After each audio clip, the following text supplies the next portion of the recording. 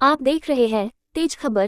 कहते हैं सत्य परेशान हो सकता है किंतु पराजित नहीं। ये कहावत उस समय चरितार्थ हुई जब बरही के प्रोफेसर रत्नेश किशोर वर्मा को न्यायालय ने महिला उत्पीड़न मामले में बाइज्जत बरी कर दिया। जाने पूरी बात रत्नेश किशोर वर्मा की जुबानी। 2023 में जो आपके ऊपर महिला उत्पीड़न का मामला आपके ऊपर केस लगा था, इस विषय में आपका क्या कहना है? हाँ, महिला उत्पीड़न का जो केस लगा था वो उस संबंध में मैं यही कहना चाहूँगा कि पूरी तरह से एक साजिश के अंतर्गत मेरे साथ ये सब किया गया था। और जिसके जिसके लिए बहुत हद तक जिम्मेवार जो था वो एल्यूमिनाई एसोसिएशन और जनभागीदारी समिति के अध्यक्ष, ये दोनों ही इसके लिए जिम्मेवार हैं।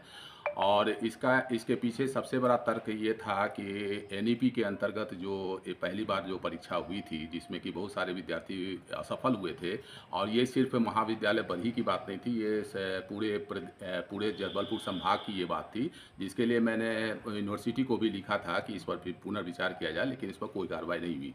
जब कुछ भी नहीं हुआ तब उन्होंने क्या किया कि मेरे खिलाफ महिलाओं को, लड़कियों को इकट्ठा किया और लड़कियों के आरोप ये लगाया गया कि मैं उनके साथ गलत तरीके से व्यवहार करता हूं, जिसके कारण जिला महिला उत्पीड़न समिति में ये मामला माननीय तमाम वहाँ के लोगों के द्वारा वहाँ भेजा गया, प्रेषित किया गया।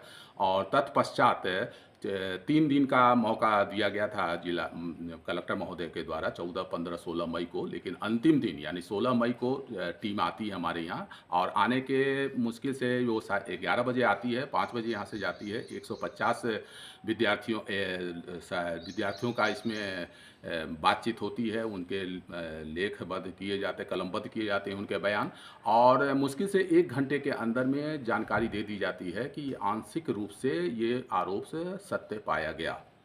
अच्छा, तो जो आपके ऊपर फिर विभागीय जांच भी बैठी होगी, तो उस जांच के विषय में आप क्या कहना चाहेंगे? हाँ, विभागीय जांच हुई थी। सबसे पहले मैं ये बता दूं कि विभाग का रवैया मेरे प्रति सकारात्मक नहीं था। विभाग ने भी हमारे साथ जो व्यवहार, एक विभाग जो होता है वो प्रोफेसरों के लिए अभिभावक के रूप में होता है। उनसे ये अपेक्षा की जाती है कि अपने लोगों के यानी अधीनस्थों के प्रति वो सकारात्मक रूप रखे, लेकिन दुर्भाग्यपूर्ण तरीके से मेरे साथ उस तरह का व्यवहार किया गया जो उचित नहीं था। लेकिन फिर भी विभागीय जांच हुई। विभागीय जांच में 3 चरणों में हुई। एक बार वहाँ पर क्या बोलते हैं तिलक कॉलेज में हुई, जिसमें कि अध्यक्ष जो हैं चित्रा प्रभात, जो अभी वर्तमान में शासकीय कन्या महाविद्यालय कटनी में प्रभारी प्राचार्य के रूप में पदस्थ हैं, उनके नेतृत्व में टीम आई। महिला बाल विकास कटनी के तमाम लोग थे, जिसमें 5 सदस्यीय लोग थे, और उसमें मेरे को क्रॉस एग्जामिन का मौका मिला। क्रॉस एग्जामिन में मैंने एक सवाल उनसे किया था, जो सवाल मैं आपके बीच में रखना चाहूँगा। वो सवाल यह था कि क्या किसी भी छात्रा ने मेरे खिलाफ यौन शोषण के लिए कोई लिखित अभ्यावेदन दिया है या कोई साक्ष्य आपके सामने प्रस्तुत किया है? तो डॉक्टर चित्रा प्रभात का यह कथन था कि नहीं, किसी भी छात्रा ने आपके खिलाफ यौन शोषण के लिए नहीं कहा।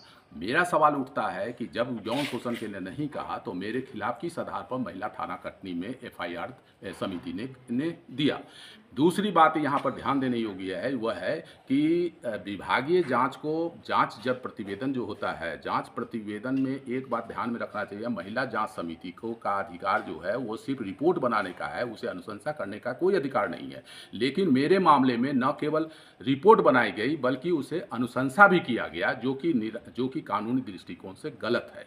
जैसा कि आपकी यह मामला न्यायालय में गया हुआ था, न्यायालय से आपके पक्ष में आया है, अब इसमें आपकी आगे की रणनीति क्या है? आगे की रणनीति के संदर्भ में हम कानूनी विशेषज्ञों से इस संबंध में परामर्श करेंगे, लेकिन अभी फिलहाल मैं नहीं अभी बता सकूंगा कि क्या होगा। लेकिन मैं इतना निश्चित है कि मैं इस मामले से 2.5 साल में इतना ज़्यादा मैं व्यथित हूँ कि मेरे लिए अब काम करना, महाविद्यालय सेवा करना मेरे लिए सब संभव नहीं लगता है। देखते हैं आगे क्या करते हैं। अच्छा, आपके ऊपर जो ये महिला उत्पीड़न केस है, जो आपके सामाजिक और मानसिक जो हानि हुई है सम्मान की, इसके आगे आपकी कोई रणनीति है इसमें? हाँ, मेरी जो हानि हुई है उसको शब्दों में व्यक्त करना संभव नहीं है। ये चाणक्य की भूमि है और बार बार बताया जाता है कि भारत महान होगा और भारत में शिक्षा जगत में भारत की प्रतिष्ठा बढ़ेगी। मुझे बहुत दुख होता है कि मैं एक पॉलिटिकल साइंस का विद्यार्थी हूँ और भारत का नागरिक हूँ, और चाणक्य को बहुत अच्छी तरह से मैंने पढ़ा है, समझा है। चाणक्य की धरती में चाणक्य को ही आज अपमानित होना पड़ रहा है। आज नेता जो हैं वो चाणक्य को पैदा कर रहे हैं, जबकि सच ये है कि चाणक्य ने चंद्रगुप्त मौर्य को जन्म दिया तो हम नेता को जन्म देते हैं। बड़ी दुर्भाग्य की बात है कि सारे लोग मिल करके एक शिक्षक के प्रति जिस तरह का दुर्भावना रखते हैं, ये दुखद है और इसमें लोगों को सोचना पड़ेगा कि आखिर भारत को कैसे महान बनाया जा सकता है। सर, जब एफआईआर हुई थी तो क्या कार्रवाई हुई आप पे? हाँ, जब एफआईआर हुई तो हमारे पास यहाँ पर एक तो है कि मुझे पता नहीं था कि मेरे ऊपर एफआईआर हो गया है। हमारे पास 18 तारीख को करीब 7:30 बजे पुलिस आती है और ये कहा जाता है कि आपको टीआई से मिलना है, टीआई आपको बुला रहे हैं। मुझे नहीं पता था कि मुझे गिरफ्तार किया गया है। मैं जब गया तब पता चला कि आप गिरफ्तार हैं, आपको हिरासत में ले लिया गया है। उसके बाद मुझे नेक्स्ट दिन मैं थाने में रहा हमें, और उसके बाद नेक्स्ट दिन माने 19 मई 2023 को मुझे न्यायालय में प्रस्तुत किया गया और न्यायालय ने हमें जमानत देने से इनकार किया, जिसके कारण मैं 24 दिन तक न्यायिक हिरासत में रहा। आपका कहना ये है कि आपके साथ में षड्यंत्र किया गया हुआ है? बिल्कुल 100% षड्यंत्र और कुछ नहीं है। इस पे आपके पूरे विभाग में या पुलिस प्रशासन किसी ने आपके प्रति सहानुभूति व्यक्त की? हाँ, इसमें मैं ये कहने में मुझे कोई संकोच नहीं है कि पुलिस प्रशासन हो, चाहे जिला प्रशासन हो, चाहे स्थानीय प्रशासन हो, ये किसी ने भी मेरे प्रति वो सहानुभूतिपूर्ण रवैया या एक मानवीयता का व्यवहार मेरे प्रति किसी का नहीं रहा। यहाँ तक कि मुझे प्रोफेसर समुदाय जो कम्युनिटी है उसका भी कोई सहयोग मुझे प्राप्त नहीं हुआ, 2-3 लोगों को अगर छोड़ दिया जाए तो। आपका नाम? मेरा नाम है डॉक्टर R.K. वर्मा।